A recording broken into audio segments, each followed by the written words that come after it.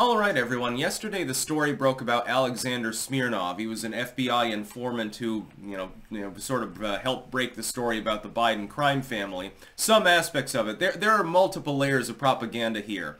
I predicted, and it wasn't a hard prediction to make, that the Legacymedia would take the story and run with it to try to discredit every aspect of the Bidencrime family saga. So, Hunter Biden's business dealings, and his crack smoking and trafficking, his connection with his daddy, with Joe Biden, who he is the big guy. He got his 10%. We've got testimony alleging this, credible testimony, that they would try to tar and feather the whole thing and make out as though the Biden family had been exonerated based on this particular individual being detained when he got back from a foreign visit. Again, Alexander Smirnov, not Smirnoff, that's piss and you shouldn't drink it because it's basically sugar that alcohol briefly interacted with. Drank a couple back in the day in college. That's basic bitch mode. Leave that shit alone. But Smirnov, rather, with a V. It sounds almost Russian, right? I'm surprised they haven't brought up Russiagate in the context. Anyway, he had made his allegations to the FBI. They're now alleging that he lied to them and they detained him when he came back.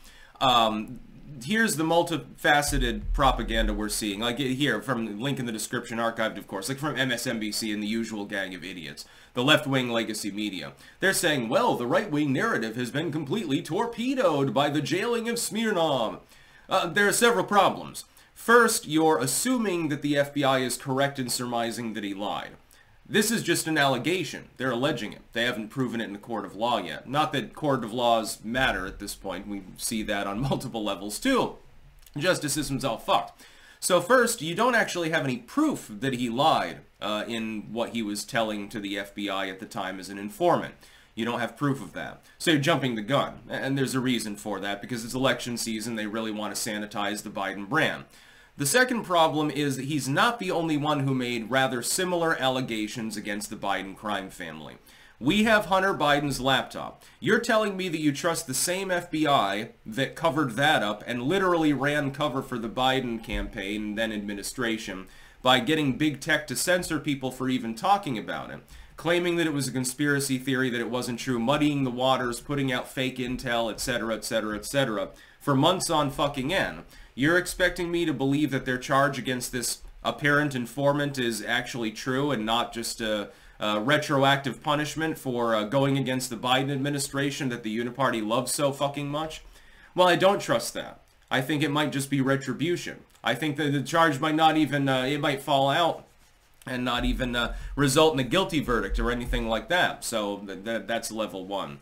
The second level is that other people corroborate the same basic premise of the Bidencrime family. It's so massive that it's like, again, multifaceted. We've got Tony Bobulinski. He's not being jailed by the FBI. We've got IRS agents that blew the whistle. They got punished. We've got other informants. We've got business partners. We've got all sorts of people that will corroborate the fact that, number one, the Hunter Biden laptop is real, along with the content that we've all seen online. That means that we have the emails, we have the text messages, we have it all. We've got confirmation of these things. It's not a conspiracy theory. Biden was involved with his son's business dealings. He's even admitted to it at this point, because he had no choice. Now it's just, well, now Hunter Biden, Joe Biden did lie to the public when he said he never met with any of Hunter's business, people. We now know that's not true. But he was just selling the illusion of influence to these foreign individuals. Hey, I've got the vice president on speed dial. He's my daddy. You want to talk to him? You want to talk to the vice president of the United States? Yeah, you shoot the shit for a while. Just don't discuss any business or anything related to business, because I got to be real careful here. Let's talk about the weather and stuff like that. Hey, Dad, don't mention anything about Burisma. But we've got corroboration that that's not true. We know that it's not true. It wouldn't make any sense. Under any normal circumstances, a person involved with that sort of criminal dealing would already be in the hoosegow. And the judge would never accept the premise that he was just selling the illusion of influence, because it doesn't make any sense. We know that Joe Biden was in on his son's business dealings. He obviously is going to get a cut of that, because why the fuck would he do it for free? Just for his son's benefit? Is he going to try to pose as just the ever-loving dad, and I wish my son would stop smoking crack, and I realize that he's a miscreant and he has problems, but I really just tried to support him because I love my son so much? That's probably going to be the next defense. MSNBC will probably run with that too. They'll portray Joe Biden as a concerned father or something like that. He was concerned, so he was trying to help his son because his son keeps smoking drugs and fucking thousands of women and trafficking them, apparently in some cases. He's not getting in trouble for that, I notice. And so he tried the best that he could to get his son into honest work, like working with a Chicom firm or the Ukrainian Shell Corporation. Honest day's work, making hundreds of thousands of dollars, and for literally nothing.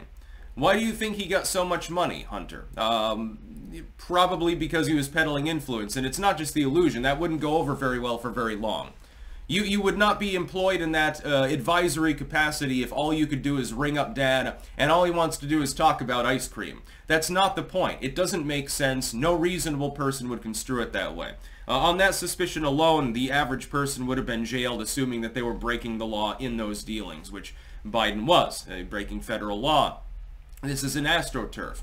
The AstroTurf is that because one person has been jailed by the same FBI that originally tried to cover up all of these stories, that all of the other testimony magically doesn't matter. The Hunter Biden laptop that's been corroborated as true doesn't exist anymore, etc., etc. The ass covering, the wagon circling that I see with this story is sheer, but it was predictable.